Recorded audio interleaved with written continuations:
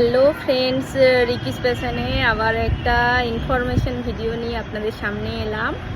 তো এখন হচ্ছে দুপুর 2টো বাজে, আর এখন একটু আগেই স্নান হয়ে গেছে। স্নান টান করে আমি একটু রোদের মধ্যে এলাম।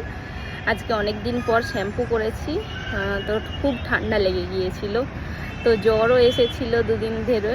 কোনো রকম ভিডিও আসছিল না, ওই জন্যই আপনাদেরকে ইনফরমেশান দেওয়ার। তো কোনো ভিডিও নিয়ে আসতে পারছিলাম না, এবার থেকে ভিডিও আসবে। আর এখন স্নান টান করে একটু রোদের মধ্যে আছি, কারণ বলেইছিলাম এখানে প্রচণ্ড ঠান্ডা, তো যার কারণেই ঠান্ডাটা লেগে গিয়েছিল।